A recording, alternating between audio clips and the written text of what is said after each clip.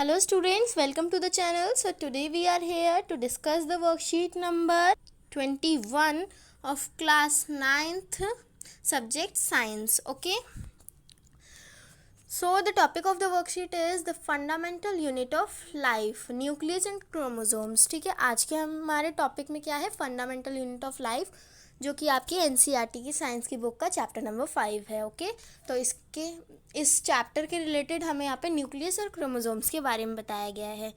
चलिए अब पढ़ते हैं क्या बताया गया है वर्कशीट में.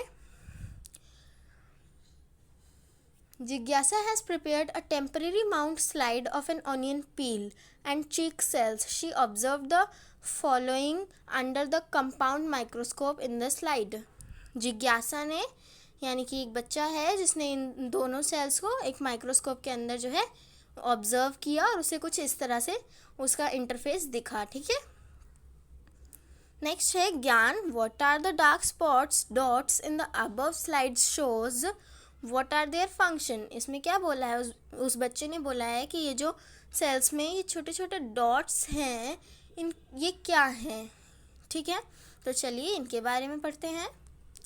व्हाट आर देयर फंक्शंस, ये क्या हैं और इनके फंक्शंस क्या हैं. तो ये क्या बोल रहा है, दीदी these are called nucleus of the cell. ये क्या होते हैं, nucleus of the cell. Cell जो हमारा सेल होता है उसके बीच में एक न्यूक्लियस होता है, तो वो जो डॉट्स उसमें दिखाए गए हैं वो यही हैं न्यूक्लियस. ठीक है. चलिए, these have a covering of nuclear membrane. और जो ये न्यूक्लियस होता है, मान लीजिए ये सेल है, ये न्यूक्लियस है, और न्यूक्लियस के अंदर जो भी मटेरियल है ये क्या है, न्यूक्लियस मेम्ब्रेन है. ठीक है. तो क्या बताया यहाँ पे कि these have a covering of nuclear membrane, यानी कि इनमें एक कवरिंग होती है जिसे क्या कहते हैं, न्यूक्लियर मेम्ब्रेन. जैसा कि इस पिक्चर में भी आपको शो किया है, ये न्यूक्लियर के अंदर का पूरा मटेरियल है और ये जो आउटर कवर है ये क्या है, न्यूक्लियर मेम्ब्रेन. ठीक है. चलिए, nuclear membrane has small pores in it. जो न्यूक्लियर मेम्ब्रेन होता है उसमें छोटे छोटे पोर्स होते हैं, छोटे छोटे पोर्स होते हैं. ठीक है. which allow the transfer of material in and out of the nucleus. जो मतलब जो भी ज़रूरी मटेरियल्स होते हैं ये उन मटेरियल्स को अंदर बाहर, यानी कि जो मटेरियल्स वो अंदर एंटर करने के लिए अलाउ करता है और अंदर से बाहर जाने के लिए जो भी नेसेसरी मटेरियल्स होते हैं उन्हें अंदर बाहर करने के लिए वो मतलब उसका फंक्शनिंग करता है. ठीक है. Nucleus is also called as the brain controller of the cell. Nucleus जो है वो सेल का ब्रेन या फिर कंट्रोलर भी कहा जाता है, as it controls and directs the cell function. ये जो सेल के जो फंक्शंस होते हैं उनको कंट्रोल करता है. Nucleus performs many functions. Nucleus के बहुत सारे फंक्शन होते हैं सेल में, लाइक सेल डिवीजन, जैसे कि cell division, cell growth, protein and enzyme synthesis, protein और एंजाइम का सिंथेसिस करना, स्टोरेज ऑफ डीएनए. डीएनए की फुल फॉर्म क्या है, डीऑक्सीराइबो न्यूक्लिक एसिड, जो कि एक जेनेटिक स्ट्रक्चर है. और RNA, ribo nucleic acid, and production of ribosomes in cell. ठीक है. अब नेक्स्ट क्वेश्चन है, what are chromosomes and their function inside a cell.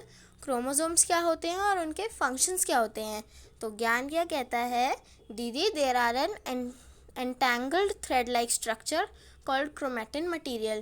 यानी कि एक थ्रेड लाइक स्ट्रक्चर होता है, उसे हम क्या कहते हैं, chromatic material, inside the nucleus, nucleus के अंदर, which is made up of DNA and protein, जो कि डीएनए और प्रोटीन से बना होता है.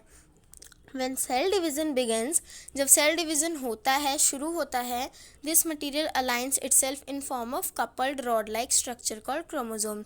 यानी कि जब सेल डिवीज़न शुरू होता है तो क्रोमैटिन मटेरियल कुछ मतलब सेल डिवीज़न से पहले क्रोमैटिन मटेरियल कुछ इस तरह से होता है, और जब सेल डिवीज़न शुरू होता है तो क्रोमैटिन मटेरियल कुछ इस तरह से हो जाता है, जिसे हम क्या कहते हैं, क्रोमोसोम्स. ठीक है. In prokaryotic cell, the nucleus is informed the nuclear region without membrane. Prokaryotic cell में जो nucleus होता है वो nuclear region के फॉर्म में होता है और उसमें membrane नहीं होती. ठीक है. Which is called a nucleoid, जिसे हम क्या कहते हैं, न्यूक्लियोइड. जैसे कि हमारे न्यूक्लियस है, इसके अंदर जो भी मटेरियल है और इसके अंदर ये न्यूक्लियर मेम्ब्रेन है. पर प्रोकैरियोटिक सेल्स में क्या होता है कि वो सिर्फ मटेरियल होता है और उसकी कोई भी मेम्ब्रेन नहीं होती है, ठीक है। तो वो होते हैं prokaryotic. The number of chromosomes in the nucleus of cell of an organism is fixed. Chromosomes में जो सेल नंबर ऑफ सेल्स होते हैं वो फिक्स्ड होते हैं, यानी कि ऐसा नहीं होता कि आज 4 हैं तो कल 5 हो जाएंगे या फिर परसों बढ़ जाएंगे, वो फिक्स्ड होते हैं। देयर आर 46 और 23 पेयर्स ऑफ क्रोमोसोम्स। एक ह्यूमन बॉडी में 46 या फिर 23 पेयर्स होते हैं क्रोमोसोम्स के, प्रेजेंट इन ह्यूमन सेल, ठीक है। The functional segment of DNA on chromatin, जो फंक्शनल सेगमेंट होता है डीएनए का उसे क्या कहते हैं हम, जीन्स।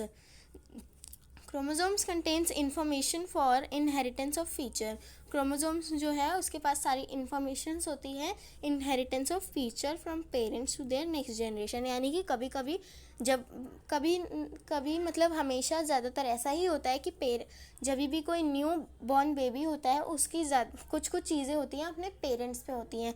तो क्रोमोसोम का एक वर्क ये भी होता है कि वो फीचर्स की इनहेरिटेंस करता है, यानी कि क्रोमोसोम्स जो हैं पेरेंट्स की बॉडी से कुछ क्रोमोसोम्स बेबी की बॉडी में जाते हैं, जिससे कि बेबी के कुछ जो फीचर्स होते हैं वो अपने पेरेंट्स से मिलते हैं, ठीक है।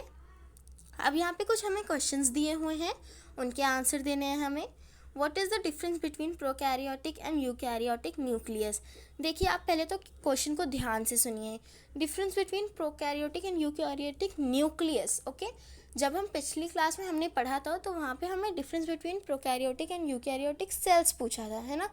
और अब यहाँ पे प्रोकैरियोटिक और यूकैरियोटिक न्यूक्लियस के बीच में डिफरेंस बताना है, ठीक है।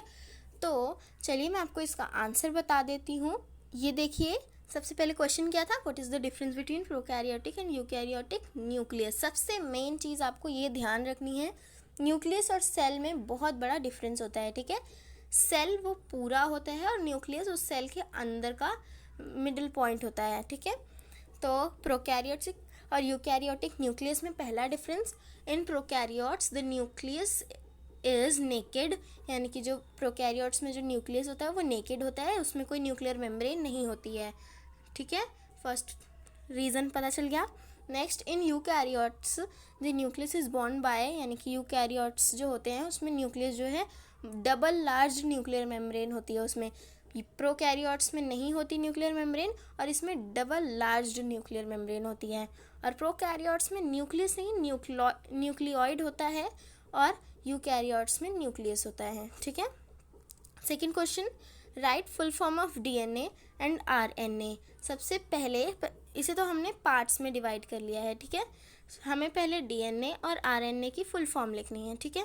तो डीएनए की फुल फॉर्म क्या थी, डीऑक्सी राइबो न्यूक्लिक एसिड, और आरएनए की राइबो न्यूक्लिक एसिड, ठीक है। और फिर नेक्स्ट हमसे क्या पूछा है यहाँ पे, where is DNA found in a cell, ठीक है।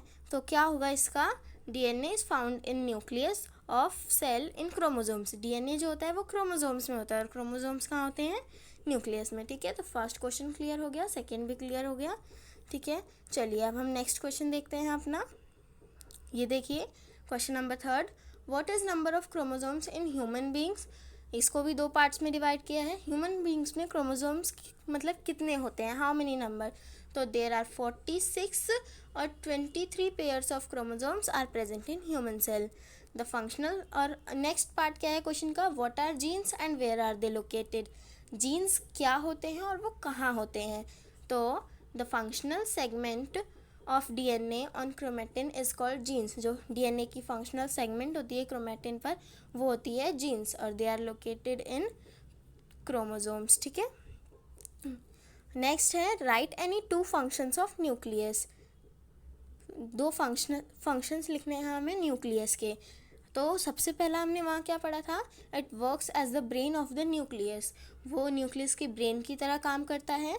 दूसरा हमने क्या पढ़ा था, it controls and directs the cell function. ये कंट्रोल करता है सेल फंक्शंस को, ठीक है।